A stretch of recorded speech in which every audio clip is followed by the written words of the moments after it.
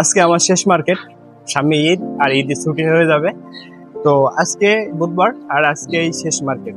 তো আমি আজকে শেষ মার্কেট, তো আমি কিভাবে আজকে অর্ডার কাটি বা কিভাবে কি করি, তো আজকে আমি সম্পূর্ণ একটা ভিডিও করব। তো সম্পূর্ণ ভিডিওটা আপনারা দেখবেন আশা করি। সারাদিনে প্রায় 70 থেকে 80 কিলোর মতন জার্নি করা লাগবে, এবং সেক্ষেত্রে রোজার দিনগুলো আমি আমার বাইকটা নিয়ে নেই, আমি ইজি বাইকে, বাসে বা রিক্সায় এভাবে আমি জার্নি করব। তো সম্পূর্ণ ভিডিওটা তুলে ধরবো আপনাদের মাঝে। তো আমি ইজি বাইকের জন্য দাঁড়িয়ে আছি, ইজি বাইক আসলে আমি ইজি বাইকে উঠে চলে যাবো বাস স্ট্যান্ডে। ওই বাবা যাবেন চুয়াডাঙ্গা স্ট্যান্ড, চুয়াডাঙ্গা স্ট্যান্ড।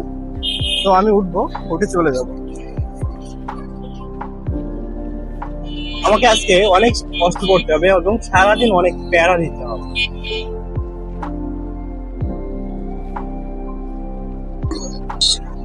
ওই বাসের সামনে নামান, বাসের সামনে নামান। অবশেষে আমি চলে আসলাম বাস কাউন্টারে।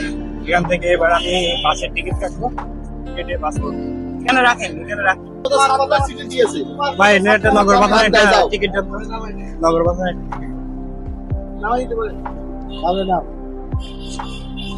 অবশেষে আমার টিকিট কাটা শেষ। আমি এখন আমার সিটে বসবো।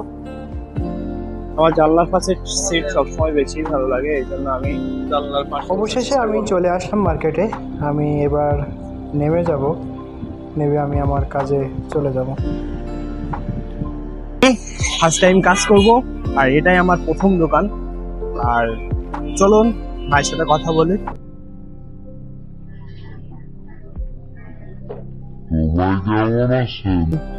ঈদ মুবারক। পিছাকিনা কি অবস্থা ভাই?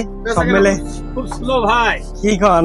পেশা কিনা এখন কাপড় চোপড় লাগে, আমাকে একটু স্লো পেশা কিনা। অন্য জায়গায় তো দেখলাম যে মোটামুটি ভালো পরিবেশ আইছে, এই 2-3 দিন হলো। আমাদের এখানে পরিবেশ এখনো আসেনি, দেখি মনে হয় সামনে একটা ভালো সেল হওয়া আশা করা যায়। যাক, আমরাও দোয়া করি যে আপনারা ভালো বেচা কিনা করেন এবং আপনাদের ঈদটাও সুন্দর কাটুক। তো আমার কাজ এখানে শেষ, আমি এবার চলে যাবো অন্য কোথাও। তো ভাইয়ের কাছে প্রায় 2000 টাকার মতন অর্ডার করা। তো প্রথম দোকান শেষ করে আমি দ্বিতীয় দোকানে চলে আসলাম। এখানে এসে দেখলাম একটু ভিড়, কাস্টমার আছে। এখন কাস্টমার থাকলে তো আর আমি দোকানদারের সাথে কথা বলতে পারি না। আসলে মার্কেটিং চাকরিটা ভাই অনেক ধৈর্যের একটা চাকরি। যার ধৈর্য নাই সে কখনো মার্কেটিং চাকরি করতে পারবে না।